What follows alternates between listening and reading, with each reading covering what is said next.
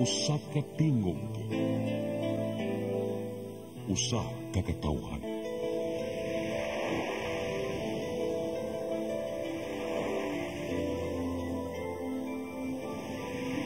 Cebu Catholic Television Network.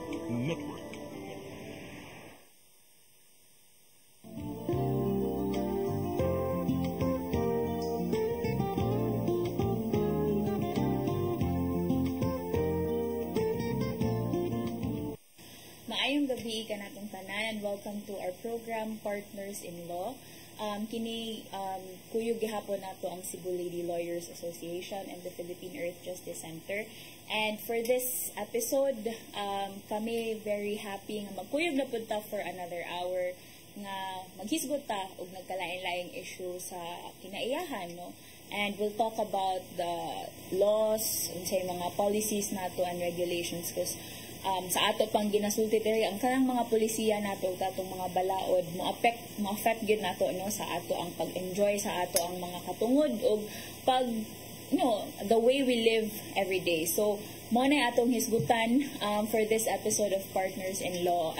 Ako di ay si Attorney Joy Argalion, Legal and Policy Officer of the Philippine Earth Justice Center and ang inyong host karong gabi una. So daghang salamat for tuning in to Partners in Law and to CCTN. So for this episode, no, Hunyo naman jud ta karon.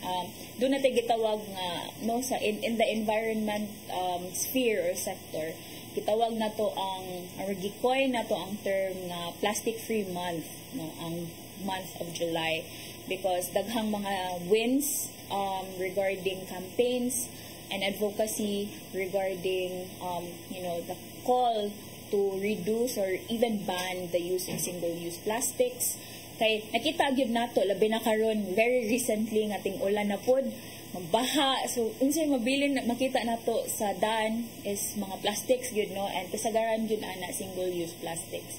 And for this month, ang Plastic Free July, daghang mga nagkalain-laing initiatives ang mga kauban nato nga mga organisasyon, mga hisgot, lectures, discussions regarding the effects of plastics to the environment. So daghan ang mga pagtuon, no, nga nigawas nga ang plastics dili lang kay makita nato within or with our visible eye, but doon na natay mga gitawag nga microplastics and even nanoplastics, no, nga lisod makita sa ato ang mata but under telescopic view or mga equipments, no, nana siya sa ato ang hangin, no, nasa atong tubig, nasa atong mga isda, kay daghang kaayong plastics na maanod sa atong dagat. And it's also very critical nga aware ang mga katawhan about aning mga nagkalain-laing issues sa plastic. So usara na sa mga kampanya nga atong gida with PEJC and other partner organizations, Eco Waste Coalition, Gaia, Oceana Philippines, nga padayon ta sa ato ang pag call, no, to ban single-use plastics. But before ta mo dwell more on the discussions on plastics, naapo day tayo usa ka bag-o nga news, no, bag-o lang jud siya ni gawas just yesterday, no, nga nigawas ang decision sa ato ang mga korte regarding sa panawagan sa mga civil society organizations regarding the call for the National Solid Waste Management Commission to for the call for the NSWMC to release the list of non-environmentally acceptable products and packaging.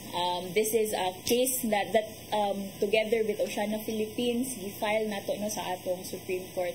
And dako na siya nga victory for us because releasing the list of non-environmentally acceptable products and packaging kay beneficial siya for not just to the consumers but for everyone, no, nga dili lang kita as end users ang permi mag-reduce sa ato ang plastic consumption, but there is already a regulation by the government. So ato nang tutukan pa, ato nang i-continuously monitor ang kanang nga decision. So enough of plastics free July, no. Karon for our episode this month, no, we're very honored that we are joined today by another young blood of environment advocates. So, kami dugay namin nga nagkaila ani niya, and we're very happy nga she's here to share with us no her advocacy or her organization's advocacy nga dili lang affecting sa usa ka sektor sa ato ang community, but also creating ripples of change globally, no? So I'm very happy to introduce to everyone our guest, no? Attorney Nicole Ponce of the World's Youth for Climate Justice. Nick, introduce ang imong self sa atong mga televiewers. Okay, hello, thank you kayo sa pag-invite, Attorney Joy. So, I can still remember, I don't know if you remember, pero estudyante pa ko. I gave, thanks to you, I was able to give a short talk sa mga estudyante, mga law students in the University of Cebu. So, and it's funny enough, kani si Attorney Joy is one of the people who took part sa Tony Oposa Moot Court on intergenerational responsibility, and the topic was actually an advisory opinion before the International Court of Justice. So, katong nga time nga nata sa UC, mupod natin gistoryaan. Yes. And that was way back 2019. Yes. It's amazing. In 2024, it's already underway. There's already an advisory opinion before the International Court of Justice. So just to give a brief background, ako di ay ang one of the co-founders of the World's Youth for Climate Justice. So it's a global organization that seeks to clarify the duties and obligations of states to address the climate emergency or climate change. So ang focus jud na mo ana is to create a correlation, this nexus between climate change and human rights. Because for the longest time, I think that's why difficult kaayo to get people involved in the cause, kay they see the environment as an abstraction. Yes. Na kanang trees or which is a completely different debate. I mean, the importance of it kay how we are one with the environment, I think there's value in that as well, like rights of nature. But I mean, just the fact na lisod kayo to get people involved, kay people don't see a direct impact sa what's happening sa environment, sa ilang lives. So, what we want to do right now, ngano na ngayon dyan kaning advisory opinion, is because we want to establish that nexus, that direct relation sa effects and consequences of climate change and human rights, and how it affects people. I mean, mga fisher folk, yes, ang ato ang mga farmers, how it has mga changes sa ato ang climate, and how it directly affects their livelihood, ang quality of water, quality of air. So muna siya ang idea. But attorney, if I'm speaking out of line, or no, just to give a bit of structure, kay I think ang advisory opinion there, it's a bit also technical. Yes. It's a bit technical. So just to give a bit of a background and context, kaning advisory opinion, ang gitawag siyang advisory opinion because basically it's a opinion of the International Court of Justice, a tribunal on a legal question. So ang ICJ is the principal judicial organ of the United Nations. And if nagani mo submit nga legal question, empowered ang ICJ under silang jurisdiction to give an advisory opinion on a certain legal question. There are nice certain routes to go through the ICJ. So mga ganig advisory opinion, dili lang pwede mo diretso nga mo ingon ra ang individual or an organization or a state. Di pwede mo diretso sa ICJ nga purag pwede mo address ani dili ka nakasuwat og letter no directly to ICJ. Dili ta ka suwat like letter. So kailangan mo agi og mga specialized UN agencies. So one of those kay UN Security Council or nasa World Health Organization, or ang route na among gi-take is ang UNGA or United Nations General Assembly. So before ko mo ask more about that, Nick, would you share with us how you started? Yes. No? Kay, for everyone's information, I know Attorney Nicole is working internationally, pero Cebuana ni no kanang ato ning Yes. kadugo dere gikan sa Cebu, so Subuana ni siya. So maybe walk us through how Yes. you started or founded the World's Youth for Climate Justice. Okay, I'm very much happy to share. So, bisdak nga dako. So, before ko nag-law school, kay nag-polsci pa ko, and my thesis ato is water quality, Clean Water Act sa Philippines. And then I came across the case of Oposa versus Factoran. So, which was really interesting because my first case nga study ang intergenerational responsibility and right to a healthy and balanced environment, ecology. So I was really super interested. And then that's when I started to look into, I really wanted to talk to the person behind the climate litigator behind the case. Limuto, I got to know Attorney Oposa. And then I was also doing my internship sa ombudsman. And one of the ombudsman nga really took charge sa environmental cases kay si Attorney Nelia Lagura. Lagura, Yes. who is also really, as a mentor. And then, gi-invite ko niya to attend a seminar held sa Rafi, niya ang nagstorya sa Attorney Oposa. So that was really series of kanang good events ba nga. Ko, wow, this person nga, di dyan ako makitaan. It was impossible to reach. And then, just right there, muna yung speaker. So then I got really involved, and then I told him that I was really interested in environmental law and how it affects people. And then, yung style, kaya naman dyan na, kuyog na ako. So the next week, nangato ni mig Iloilo for the Pedal People Power. So that's how I got roped in sa daghanadeg advocacies. Yes. When you talk about the environment, it's na mga road sharing movement, na kani against plastic, and then also transportation. Yes, to improve air quality in our oceans. And then that opened my eyes sa wow, daghanadeg pwede nato mabuhat.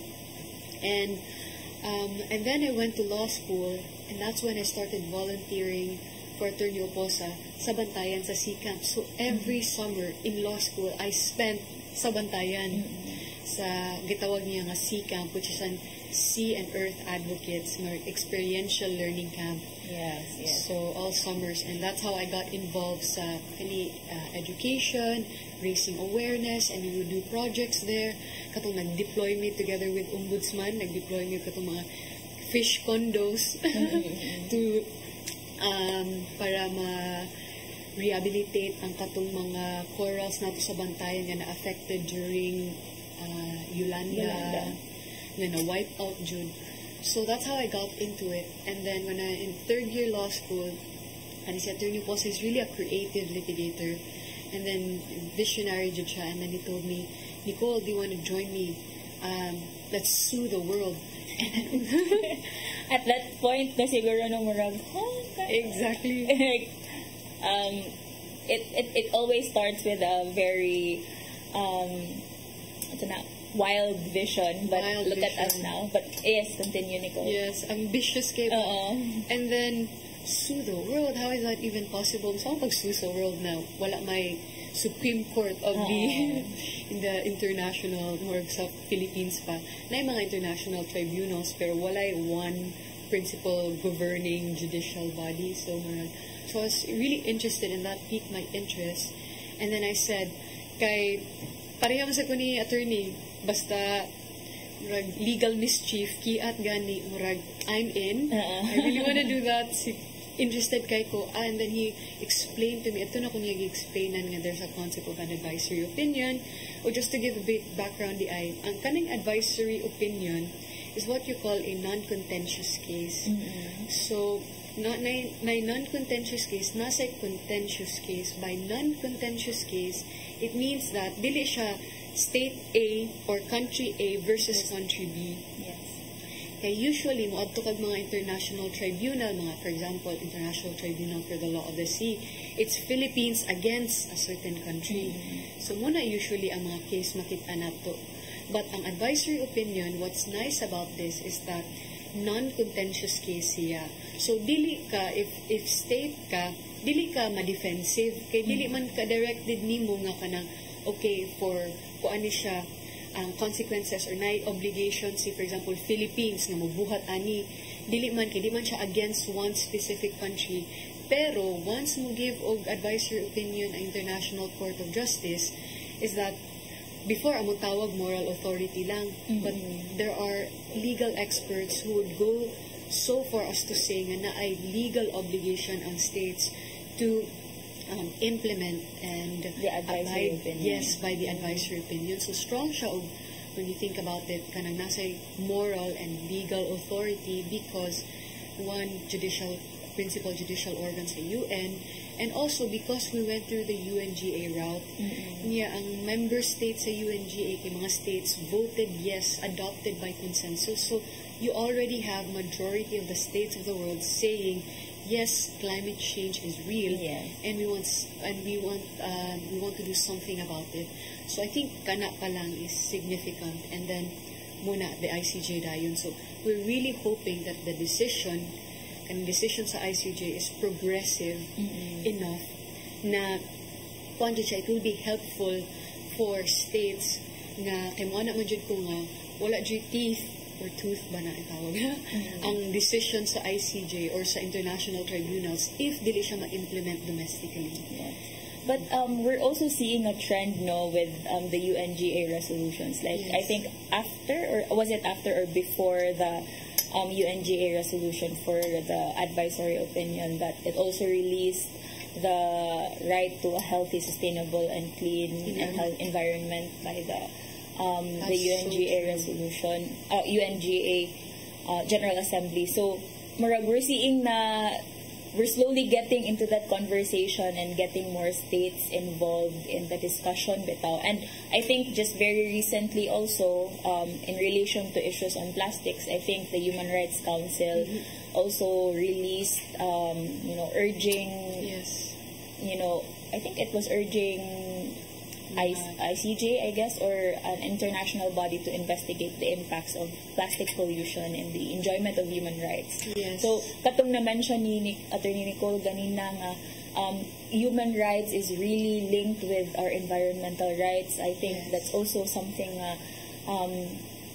mo na ginahisgutan sa mga states karon, and even us locally, no, ato Yes. ginang pangitaan og paagi to link kay tinuod tong giingon ni Nicole earlier that it's really quite abstract right Yeah. now, like unless we feel it close to our society or within our circle, ana pa ta maka-feel nga uy kani di ay pag-protect sa atong environment or ang kaning gagmay natong gibuhat regarding our water, our air, our oceans, kay link di ay with our enjoyment of human rights. Yes. So True.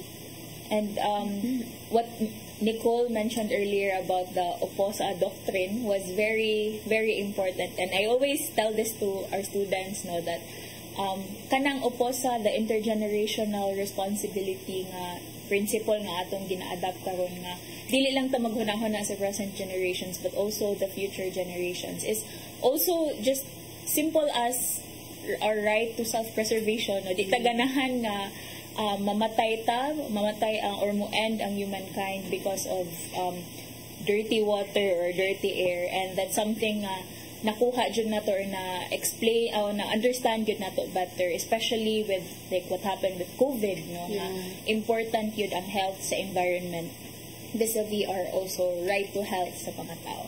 So we'll pause for a moment. We'll take a few minutes break. Atong balikan ang discussions with Attorney Nicole regarding mga tanan na taniya kung unsa man dining unsa na may gipangbuhat di ay nila regarding aning advisory opinion with the ICJ. Okay, this is very important discussion, and mona ang atong hisgutan when partners in law will be back after the commercial break.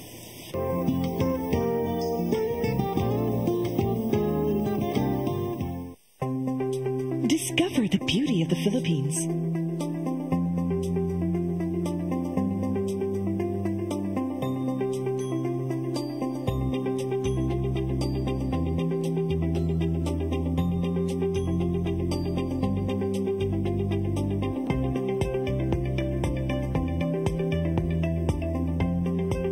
With Philippine Airlines, the country's flag carrier.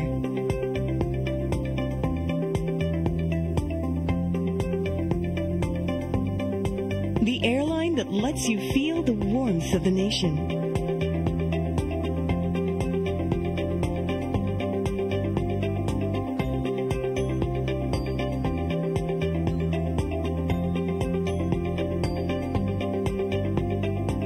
Mabuhay!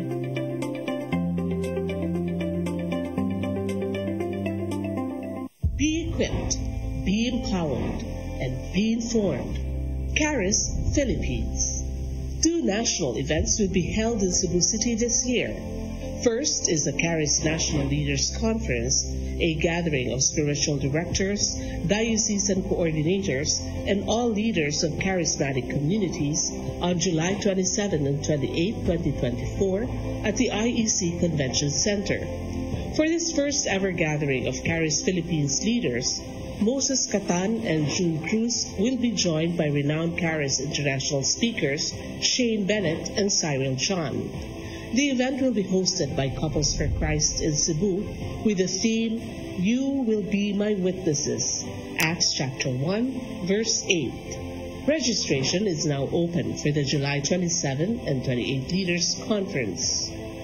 Come October 4, 5, and 6, another gathering will be held in Cebu City, the first National CARIS Conference, which is open to all charismatic communities, realities, and expressions. Hosted by the Brotherhood of Christian Businessmen and Professionals, the event will have interesting workshops and topics to help us grow in our various charismatic gifts and charisms.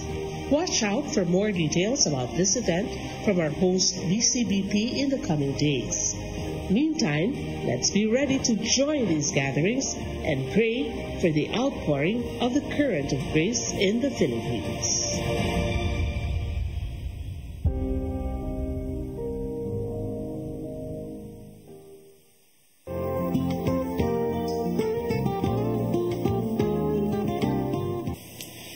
Back sa atong programa nga Partners-in-Law, kuyog gihapon nato ang Cebu Lady Lawyers Association and the Philippine Earth Justice Center, and with our guest, Attorney Nicole Ponce of the World's Youth for Climate Justice. And earlier, before the break, naghisgot ta kung a little bit of a background about the advisory opinion. We're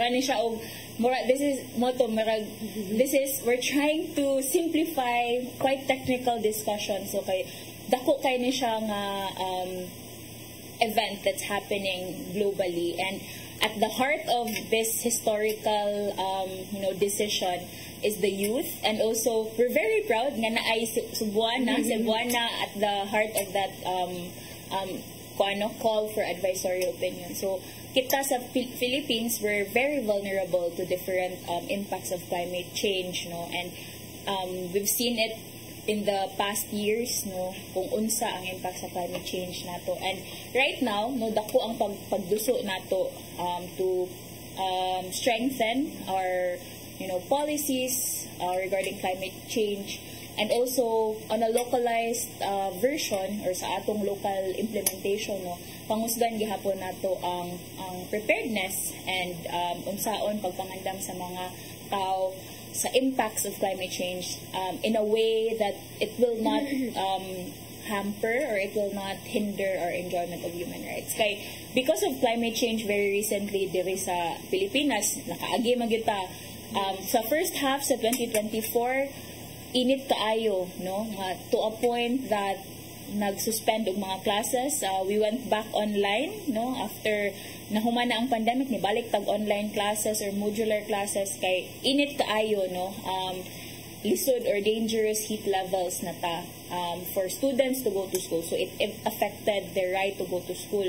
And right now, at the second half na punta sa tuig, kusog na sad kayong ulan, although summer break term na to karon kay wala pay klase, pero kusog sad kayo ang ulan nga nasinati nato karon. So daghan na kayong changes gyud sa ato ang klima, and important nga at an international level na mahisgutan pod or mo na ang tumong sa advisory opinion unsa man jud ay ang mga obligations sa states, ang mga nagkalain-laing lasod sa kalibutan kabahin aning climate justice. And mo na ang primary question, I guess, sa advisory opinion. So kanang maybe share to our televiewers Nick kanang about the how did you formulate the question siguro with for the advisory opinion and katong route ninyo with the General Assembly.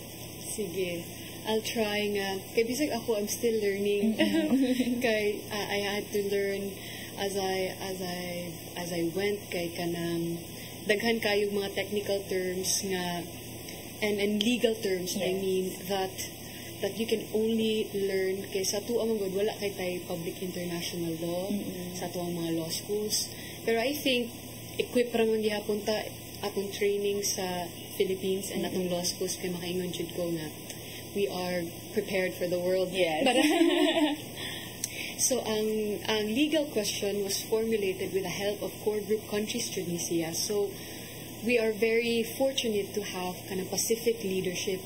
So mga countries in the Pacific like Vanuatu, mga Solomon Islands, Fiji, and why is it important nga sila jud ang nangunay and sila jud ang heart at the center of the wave of advisory opinions kay actually na first gisugdan sa advisory opinion before the International Court of Justice, but after that actually created a domino effect and now we have a wave of advisory opinions because right after napun-an og advisory opinion request before the Inter-American Court of Human Rights, yes, with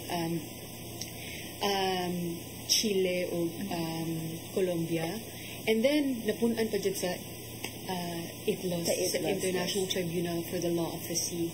So nindot kay siya to see intertwined ba, and these international tribunals actually listen to each other. So, sa first part sa question is that the first one is identifying what are the duties or obligations of states in addressing the consequences of climate change. So, muna siya, ang pinaka-main jud, well, as youth, of course, naman yun yung mga different political dynamics, no? But for World Youth for Climate Justice, ang heart jud sa mong message is climate justice. So when you talk about climate justice is focusing on vulnerable communities, vulnerable groups, and these are women and children, mga indigenous people. So we consider and put at the forefront protection sa ilang rights and well-being. So muna siya ang concept of climate justice. And to give a very clear example, Ani, to Joy, kinumdum ka nga na. Kinumdum mo nga na Odetta. Yes. Na Odetta sa, especially Cebu was hit really hard as well. And that happened 2021. December of 2021. Yes. I remember clearly because I was studying for the bar exam. And kami sa akong mama, we had to isolate because doon itong test, COVID test, ug ang bar exam. Yes.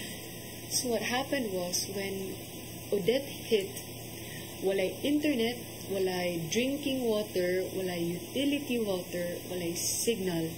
So just overnight, while preparing for the bar pa, na Odette pa jud, survival jud siya. It became a matter of survival. And then maghuna-huna ka nga, I think ang first mo ma-think, pero ako jud is changes jud sa climate because number one, ang Cebu is a highly urbanized city, pero na-cripple siya overnight because of Typhoon Odette. And for months, walay drinking water, walay running water ang mga tao, and walay electricity, especially for different parts of Cebu. And why am I emphasizing this? Kay makita jud nato na experience na ko first-hand jud how ang consequences of climate change, people are not hit proportionally. In fact, we are hit disproportionately. So if vulnerable community ka, or for example, dili kay kadato, so medyo lisod-lisod ka sa kinabuhi. So why do I say this? Kay kami ato, wala may electricity, dili mi ka pa dayon pakadali-dali og palit neighboring islands og generator. Pero if dato ka, automatic ka-ship din ka og generator. Nanin mo electricity. So, lahi og response. So, makita nimo. Pero if pobre ka, vulnerable ka, alkansi jud kay ka. Maghulat ka like, the common thing is maghulat ka sa ayuda from the government. Exactly. Which was very difficult jud at that time. I would say na, and different needs for different vulnerable sectors, I would say. Yes, so true. So, ma-feel jud nimo ang vulnerable communities feel the brunt of the consequences. So, every time I give this and share this anecdote ba, because maara nimo makita jud nga murag, wow, so, ang mga mahit sa climate change, muna daghan kayo, dili pa ganahan mo buhat of anything sa consequences to address climate change, kay dili man dahil nila ma-feel. Yes. Those are up there making decisions, mga policymakers, not the leaders, live in air-conditioned homes with air-conditioned cars and in the safety of kaning mga comforts nila ba, so you don't automatically feel it. So muna importante kaayo ning mga lived experiences. We talk about it and we bring people at the forefront for experiencing the brunt of the effects of climate change. Ara pastoryaon nato para katong who live in their kanang iron-clad castles or kay makakita ba nga ma-grounded gani. So kato sila ang Vanuatu, ang mga island states from the Pacific na displaced na sila. These are people who are losing their homes because of actual sea level rise. So imagine the money or the resources na kailangan i-direct sa government, i-redirect into finding homes para to move people who are displaced because of sea level rise. So this is not something we see or hear of many times, but people are already experiencing it and losing their homes and livelihood because of this. So that's what really started it. So we were really fortunate nga Vanuatu and mga Pacific Island states got on board, because if not for their leadership and not for the help, I don't think it would gain this much traction. Yeah, and also in terms of impact and storytelling, very important kay siya. Yeah.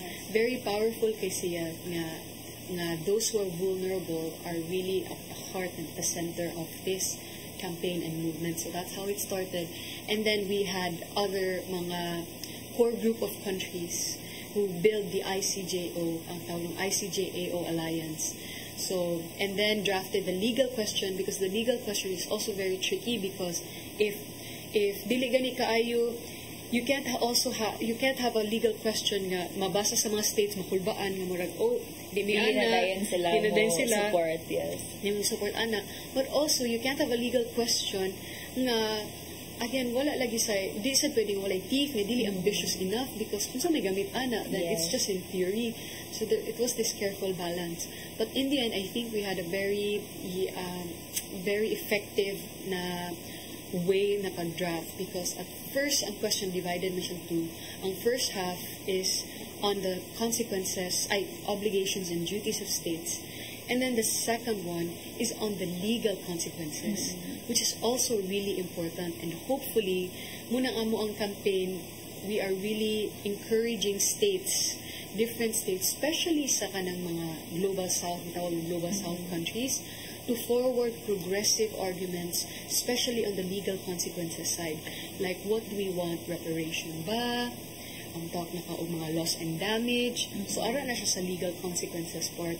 So obligations and duties, I think we're pretty much solid, because I think everyone already acknowledges nga na obligations and duties. Sa kadaghang mga treaties na to, yes, and different conventions, marag outlining the obligations. I think I would say, like, I think several discussions have been said about it na we have enough good obligations. It's a matter of like implementing and finding teeth, or the enforcement mechanism of these obligations under international law. And the advisory opinion in itself, it's just a really good avenue for different states to come together regarding these two very important questions. So, in terms of sa WYCJ, Nick, how many countries are you like working with? I would say quite a number, because right now nanami different regional fronts. So we have a regional front for the Pacific. So they're pretty much in touch with the Pacific Island Forum, so mga island states na to.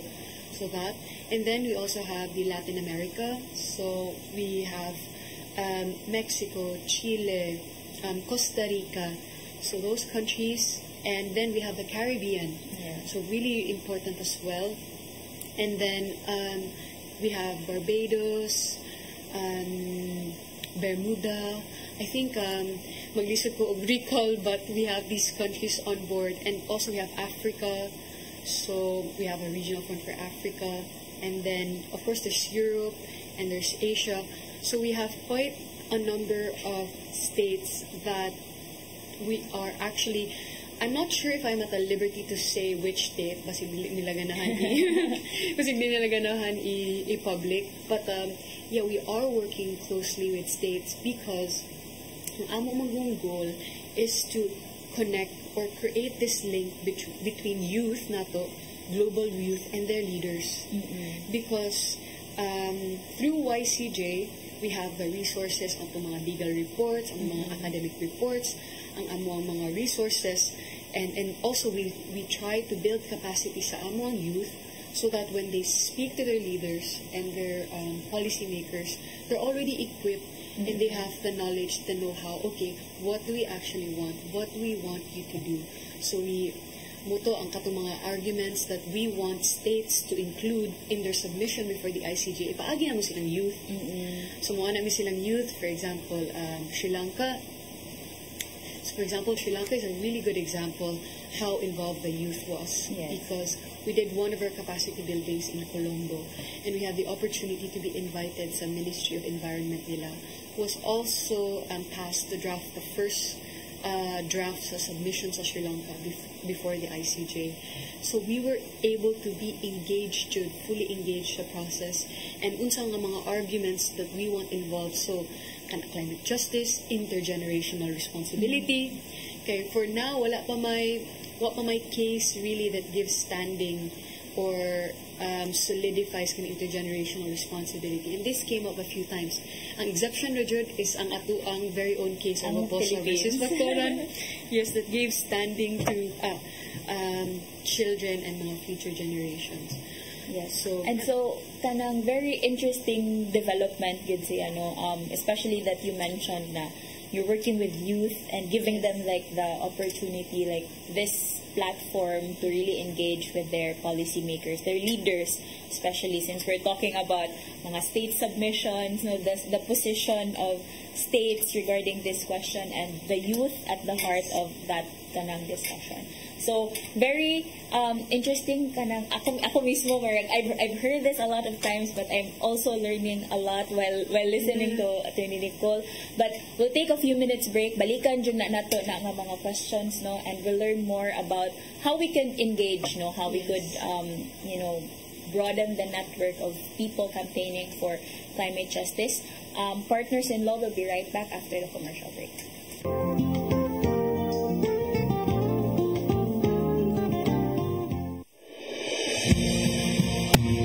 Calling all leaders of Catholic Charismatic Renewal Communities, diocesan coordinators, and spiritual directors. Be equipped, be formed, be informed of the worldwide movement of the Holy Spirit through the first National Charismatic Leaders Conference to be held on July 27 and 28, 2024 at the International Eucharistic Congress Convention Center in Cebu City. The theme of this special gathering is taken from the Acts of the Apostles, chapter 1, verse 8. You will be my witnesses. Together, we have a mission to bring people closer to God in our synodal journey. Let us be united. The Charis Philippines First National Charismatic Leaders Conference. Be inspired by speakers from Charis International, Shane Bennett and Cyril John, together with charismatic theologian Moses Catan and Filipino lay leader June Cruz.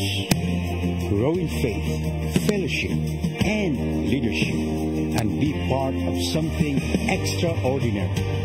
Charis Philippines First National Charismatic Leaders Conference. Register now and witness the power of the Holy Spirit. Everything I need.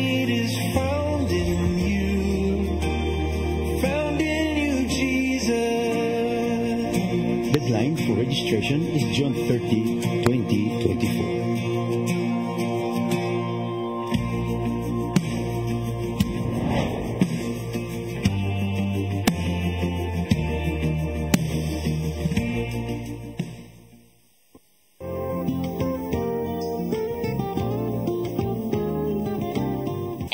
We're back sa atong programa nga Partners in Law. Kini gihapon kuyog sa Cebu Lady Lawyers Association and the Philippine Earth Justice Center. Again, ganina before sa commercial break, naghisgot ta about the process, the different nga journey, basically the journey of how this advisory opinion came into its to what it is right now, and the involvement of youth groups, youth leaders in the discussion regarding climate obligations of different states. And very important to really have this conversation, although at this point makapangutan na siguro mo international law man ang ilang gihisgutan sa may effect na mo ana, but we'll talk about how it will impact us domestically and how we could what are the things that we could do locally nga ma-adapt nato nga mga practices, and we can still urge our leaders to develop stringent policies nga ato yung makita or mas dako og impact sa atong local communities. But before ta mo kuan mo padayon anang mga recommendations nato, balikan sa nato ang questions regarding the advisory opinion. So you started this in what year gani, attorney? I think what really pushed it forward kay katudjong when we got the government of Vanuatu to sponsor the resolution before the United Nations General Assembly, and that was in 2021. But we already started it.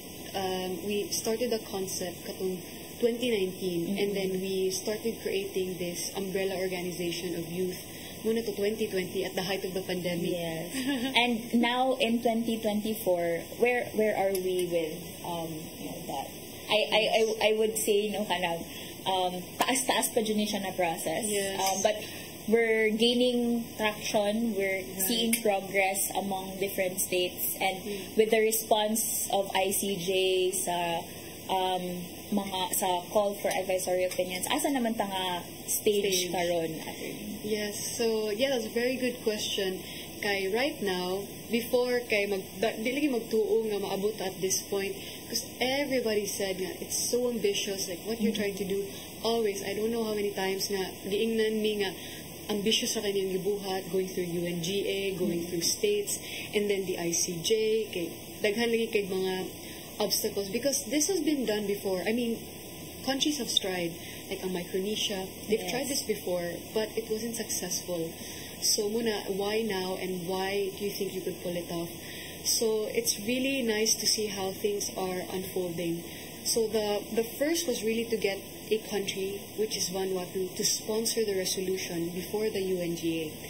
And then, so that we were able to do. And then mobilize ourselves for the actual campaigning of states to vote yes to the resolution before the UNGA. And this happened 2023, in March of 2023. So, first time na ang request for an advisory opinion before the UNGA was adopted by consensus. When we say adopted by consensus, before kay majority raman nga votes yung kailangan mga 97, 90 plus countries, but kaning resolution before the UNGA was adopted sponsored and co-sponsored by 132 countries. So di na gani kailangan vote because of how many sponsored and supported the resolution. It was adopted by consensus. That's 132 countries, way above the majority that we were going for. So we're kami jutanan shock. And then after that, organize ourselves again for targeting states, now helping out in whatever way we can, engaging with our leaders for the submission, written submission na. Ang deadline sa written submission, so UNGA, March 2023, ang deadline for state submission happened just this year, pag March. So pag March, again, historic amount of submission for an ICJ advisory opinion, 90 state submissions and international organizations.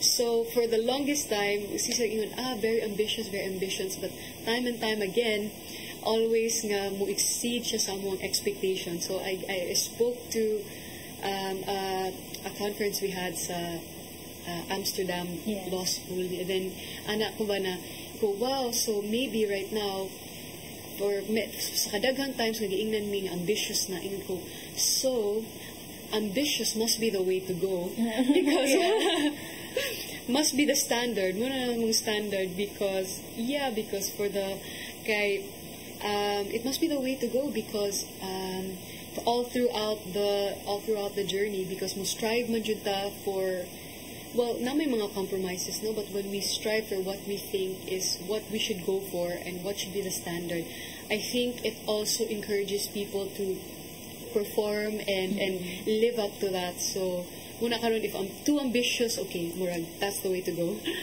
And then, so, written submissions, pag-March. And then, we have the written comments. So, ang mga states all over the world were able to submit ilang first submission.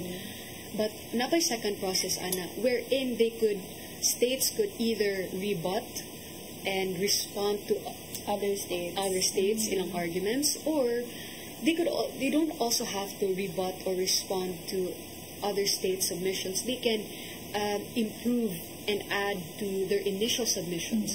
So muna siyang written comments phase, and that's where we are right now. Kay supposedly June man to ang deadline, June this year, but it was extended to August 15 this year. So napay time, so we're still engaging with governments and also building capacity sa youth, how they can be involved.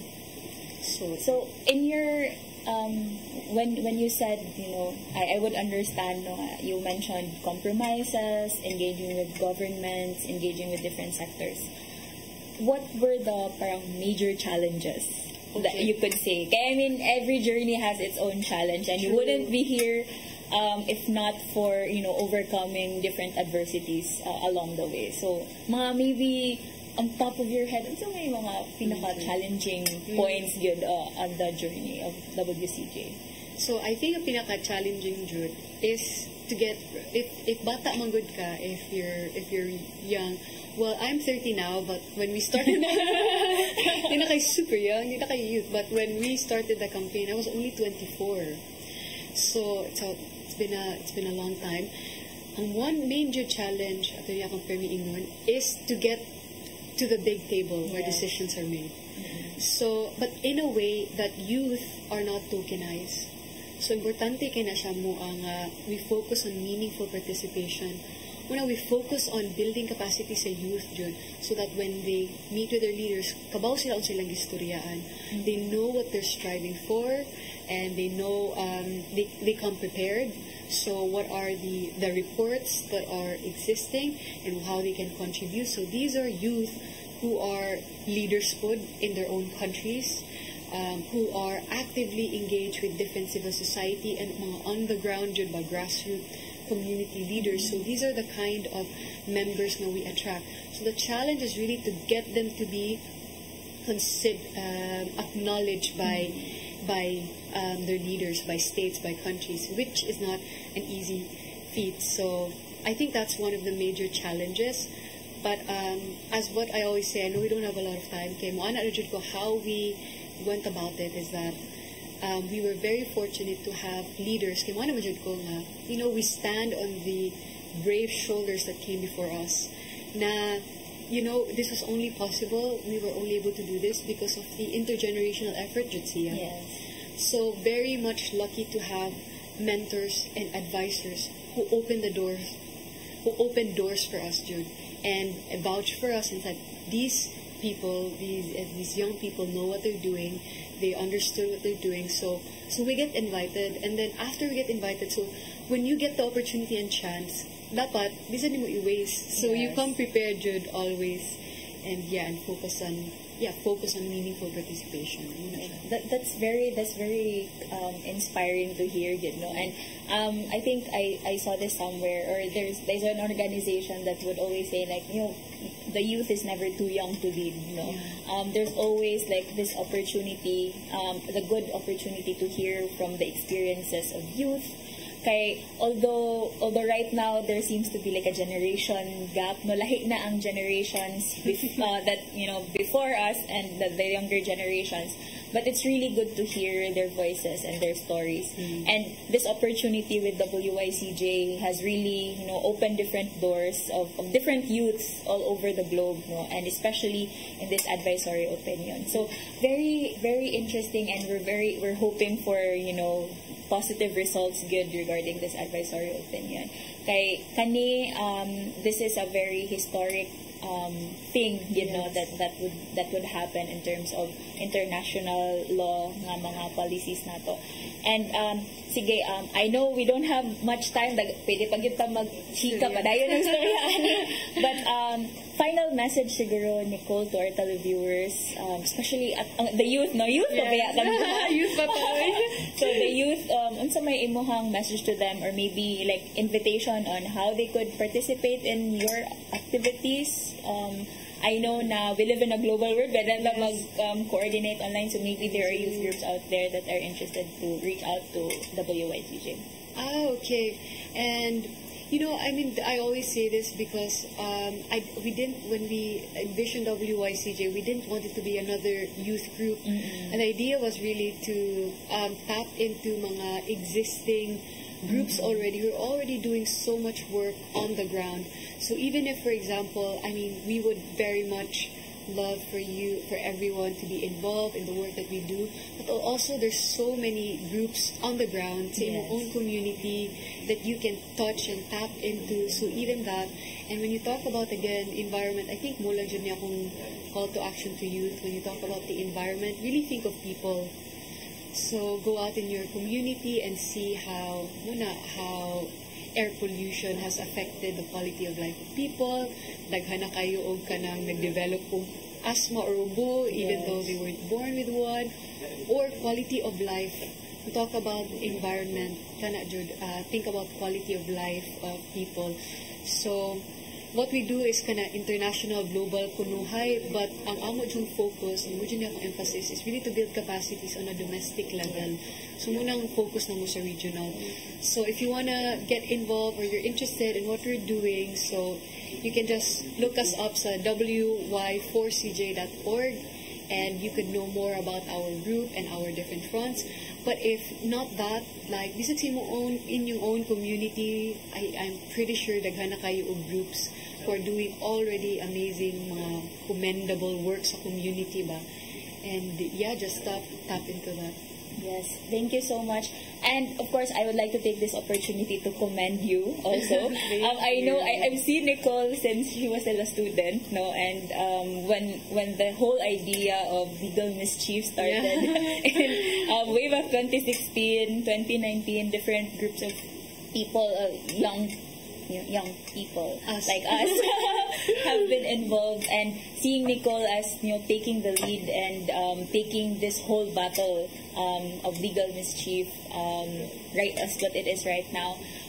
Thank you kaayo, Nicole, and I commend you for doing the work that you do, and for sharing the work that you do to our televiewers.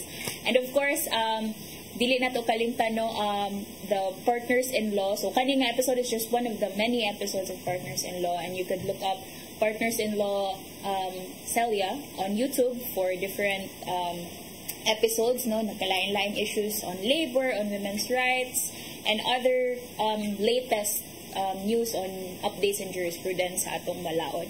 And so you could like and subscribe on YouTube, and you could also follow the different episodes on Facebook, no. So for us, Philippine Air Justice Center, we're on Facebook and social media, PHAC_official.